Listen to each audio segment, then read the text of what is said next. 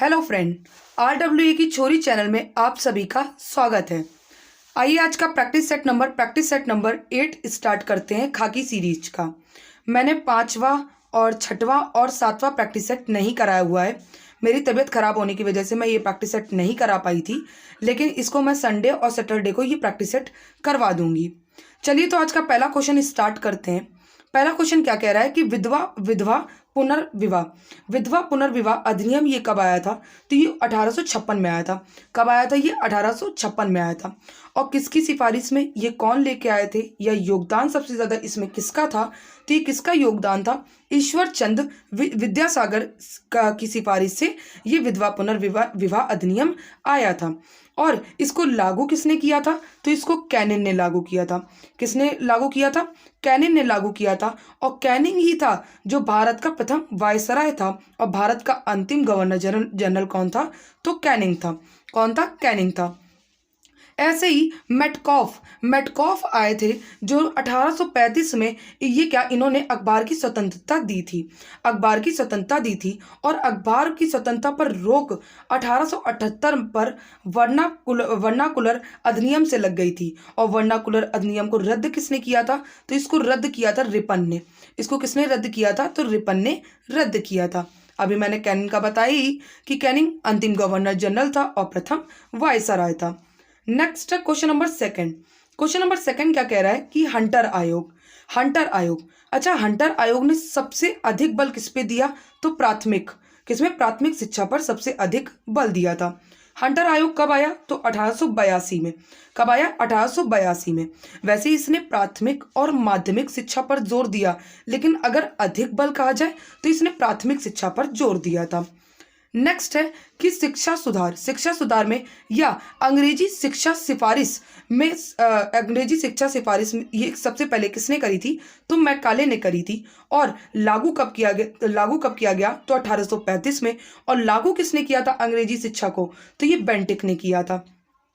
ऐसे ही 1854 में क्या चार्ल्स बर्ड्स के द्वारा पेश किया गया वुड डिस्पैच, जिसको क्या कहते हैं? तो शिक्षा का मेग्ना कार्टा कहते हैं।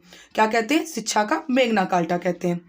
नेक्स्ट है क्वेश्चन नंबर थर्ड क्या है कि भारत में यातायात व्यवस्था ट्रैफिक सिस्टम की शुरुआत किसको श्रेय दिया जाता है इसमें? तो इसमें ब्रिटिश शासकों को श्रेय दिया जाता है। किसे? ब्रिटिश शासकों को श्रेय दिया जाता है। 1854 में जब डलहौजी द्वारा ट्रंक रोड जोड़ने के लिए ट्रैफिक सिस्टम बनाया गया था। और 1848 में डलहौजी द्वारा राज्य हड़प नीति आई। और इसको राज्य हड़प नीति को समाप्त किसने किया था? तो कैनिंग ने किया था। और सबसे पहले इसने किसको हड़पा था? तो इसने सतारा को हड़पा था। हड़प नीति से किसको हड़पा था? तो सतारा को हड़पा था। डलहौजी के द्वारा जो किए गए कार्य भारत में, तो सबसे पहले उसने 1850 में लेके प्रथम टेलीग्राम चलाई। क्या? प्रथम टेलीग्राम चलाया, जो कि क्या कहते हैं कलकत्ता में चलाया, डायमंड हार्बर में। और 1852 में प्रथम अंतरराज्य तार सेवा चलाई, कलकत्ता से आगरा तक चलाई। और 16 अप्रैल 1853 में क्या कहते ट्रेनें चलाई। 1854 में इसने PWD स्टार्ट किया। 1854 में जहाजरानी स्टार्ट हुई। और 1856 में इनफील्ड राइफल आई। क्या आई? इनफील्ड राइफल लेके आए। नेक्स्ट है क्वेश्चन नंबर 4 क्या है कि अवध के कृषक आंदोलन नेता कौन थे? तो ये बाबा रामचंद्र थे। कौन थे? बाबा रामचंद्र थे। इन्हें क्या कहते हैं? ये क्या कहते हैं? अवध किसान सभा की स्थापना हुई थी 1920 को। और उसी को अवध के कृषक कहा जाता है।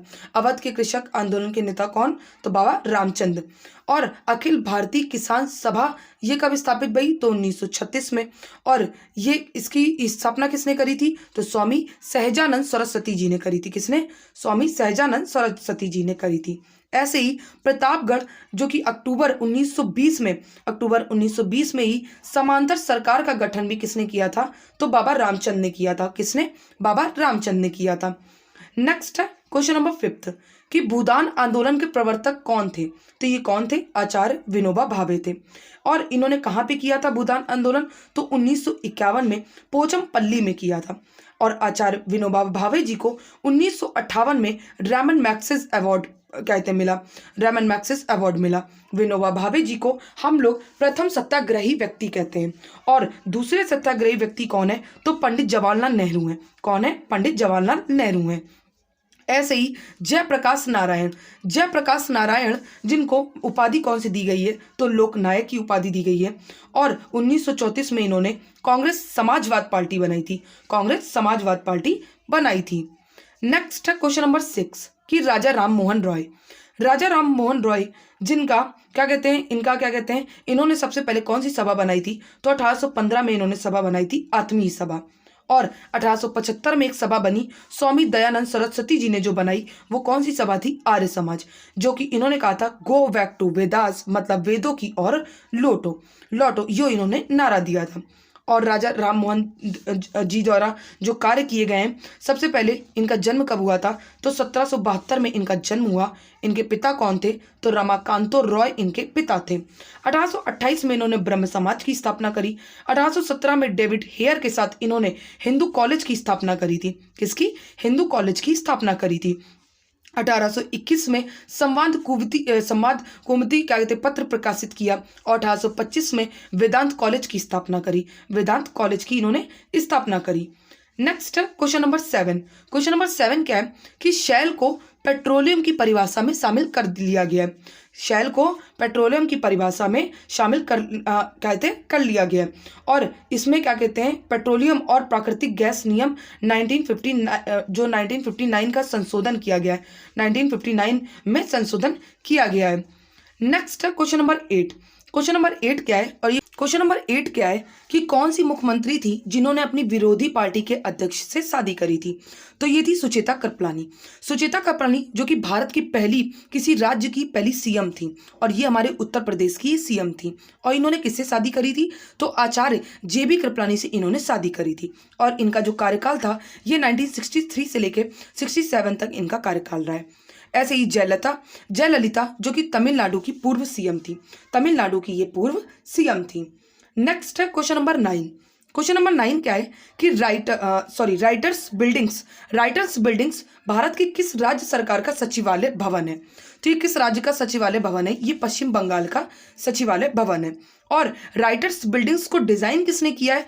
तो ये डिजाइन किसने किया था? वास्तुकार कौन थे इसके? तो थॉमस लियोन थे। और ये कब हुआ था? तो 1777 में इसको डिजाइन किया गया था। ऐसे ही उत्तर प्रदेश पुलिस मुख्यालय, उसकी बिल्डिंग का क्या नाम है? तो सिग्नेचर। और इसके महानिदेशक कौन है? तो प्रशांत कुमार है।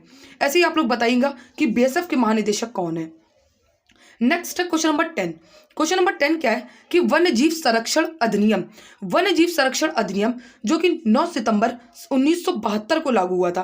कब? 1972 को लागू हुआ था।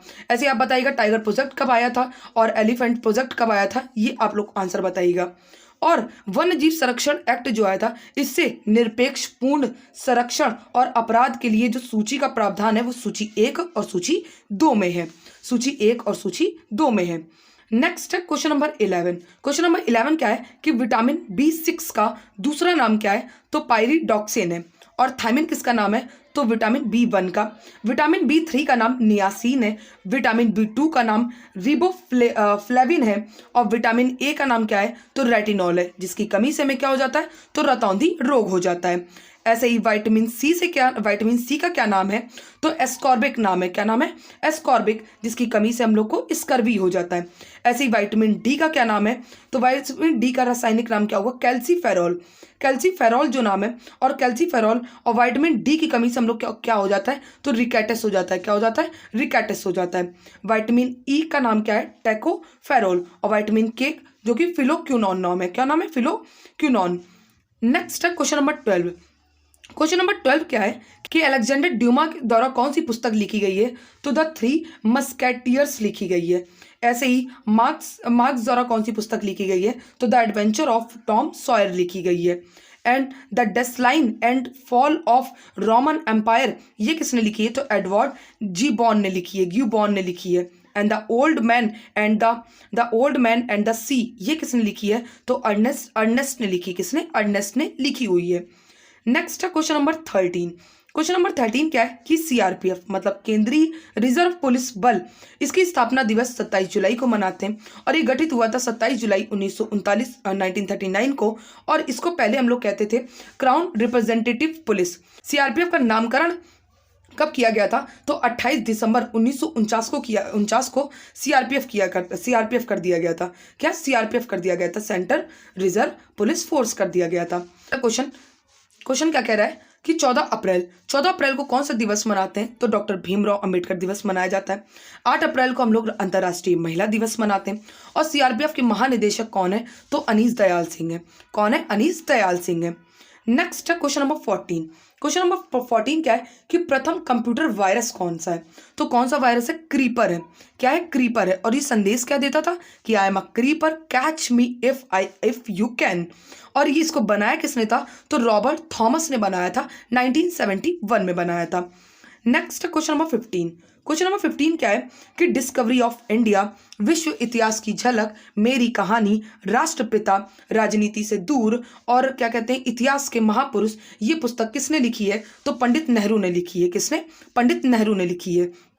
ऐसे ही पास्ट फॉरवर्ड पुस्तक किसने लिखी है? तो लाल बहादुर जी ने लिखी है। माई ट्रुथ पुस्तक किसने लिखी है? तो इंदिरा गांधी ने लिखी है। ऐसे ही मोरारजी देसाई जी थे जो कि प्रथम गैर कांग्रेसी पीएम थे। और सबसे अधिक उम्र के पीएम कौन थे? तो मोरारजी देसाई थे। कौन थे? मोरारजी देसाई थे। लेकिन सबसे कम उम्र के पीएम कौन थे? तो ये राजीव गांधी थे। कौन थे? तो राजीव गांधी थे। नेक्स्ट है क्वेश्चन नंबर 16। क्वेश्चन नंबर 16 क्या है कि किसने